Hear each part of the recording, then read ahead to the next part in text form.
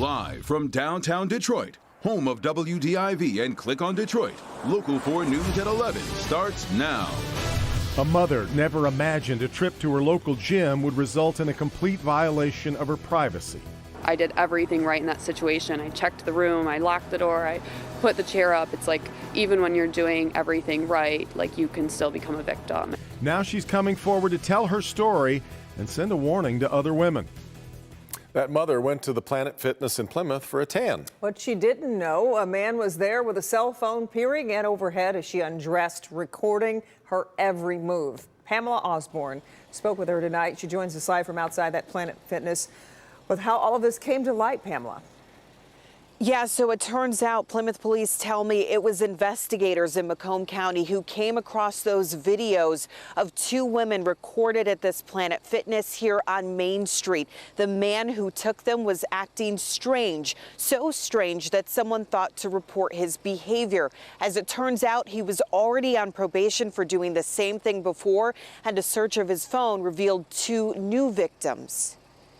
It's just really gross. I feel like so violated. She didn't want us to show her face or use her name, but she did want people to know what happened to her in what she thought was a safe space.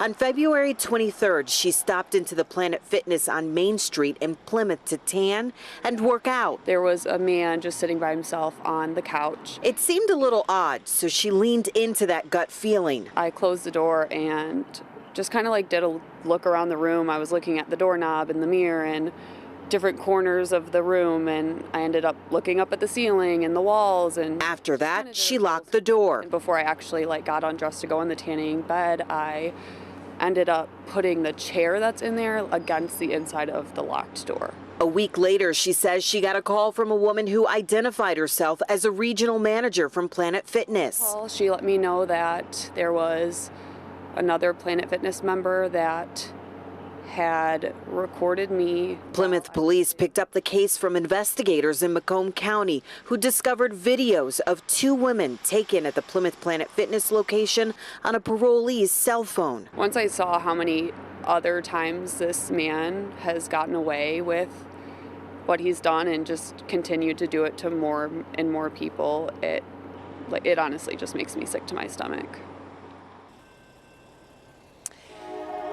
And we are not identifying the suspect because he has not yet been charged. We know that cell phone is being examined by a forensics team that is part of this investigation. Meantime, the woman we spoke to said she intends on following this all the way through that court process. She wants to make sure this does not happen to anyone ever again. Spoke to people at Planet Fitness today. They are saying the privacy of their customers as well as the safety is their top priority, and they're referring us to local investigators on this one. Reporting live in Plymouth, I'm Pamela Osborne, Local 4. Okay, Pam, we appreciate it.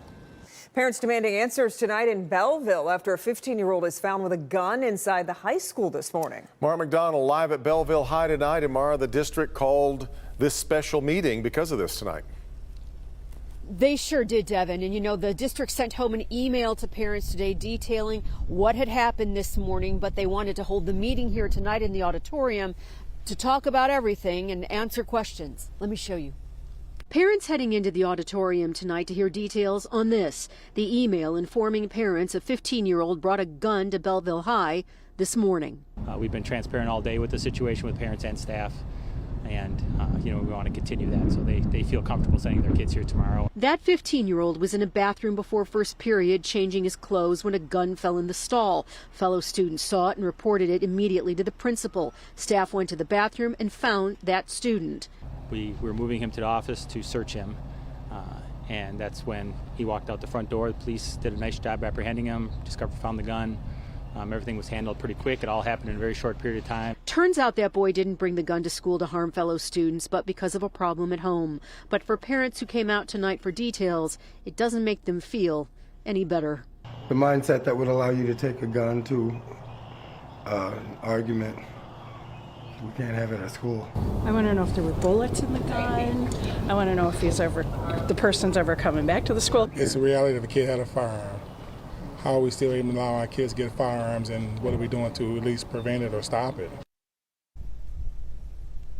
Back here live, that young man was arrested by Belleville PD. Tonight he is at the Wayne County Youth Home. We're live in Belleville at the high school. I'm Mara McDonald, Local 4.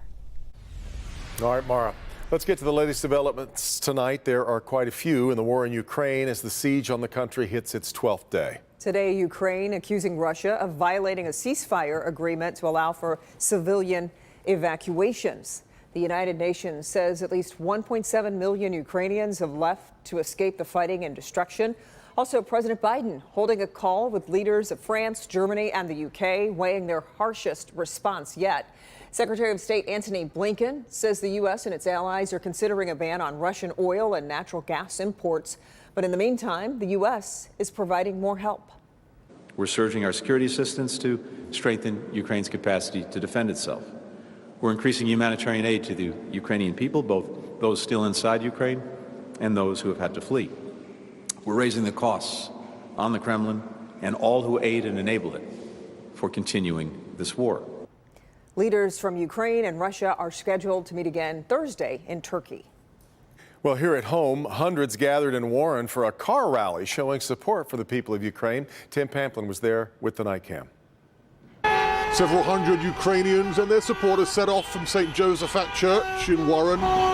696 and Ryan seems to be the epicenter for the Ukrainian diaspora. You have the Ukrainian Cultural Center, you have one credit union, Ukrainian credit union there, another credit union there. This is a Ukrainian church.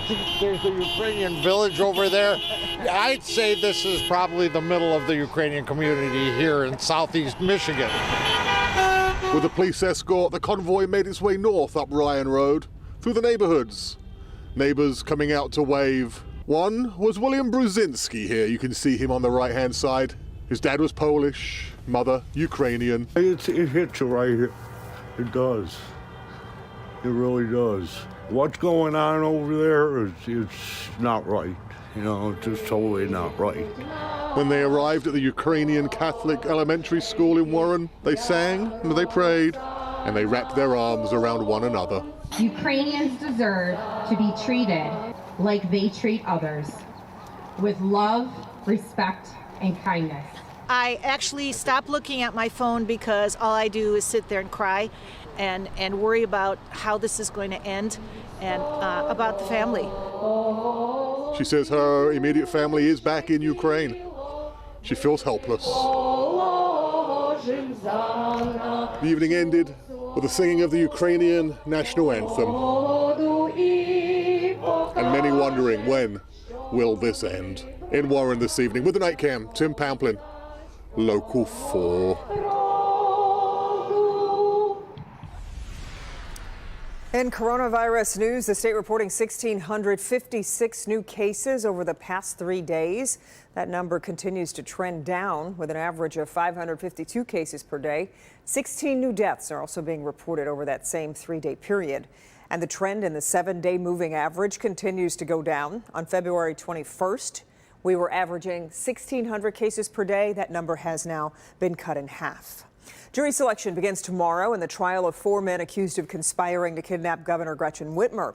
Adam Fox, Brandon Caserta, Barry Croft, and Daniel Harris will appear in federal court. Prosecutors say they plotted to kidnap the governor over her stay-at-home policies and COVID restrictions back in 2020. They each face life in prison. Defense attorneys say the group of men were entrapped by the FBI. 2 men who pleaded guilty will be key government witnesses in the trial.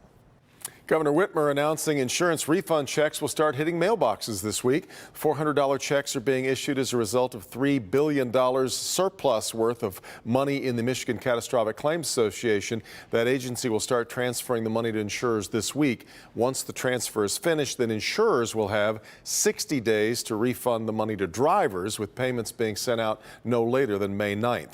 Drivers will receive the money as long as their vehicles were insured on October 31st of 2021.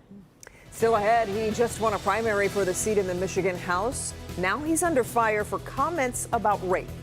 I have 3 daughters, and I tell my daughters, well, if rape is inevitable, you should just lie back and enjoy it. Now he's defending those comments coming up. Let's check in with Andrew. Kimberly and Devin, getting colder out there and a few scattered snowflakes around. Scattered flurries for the most part. Don't be surprised by a few more scattered flakes when you wake up on Tuesday, but it gets colder. Bundle up with temperatures in the 20s at the bus stop. What about tomorrow afternoon? That and your 7-day forecast in minutes. And Andrew, but first, a car crashes into a Macomb County government building. What the driver then told deputies when he turned himself in. Next.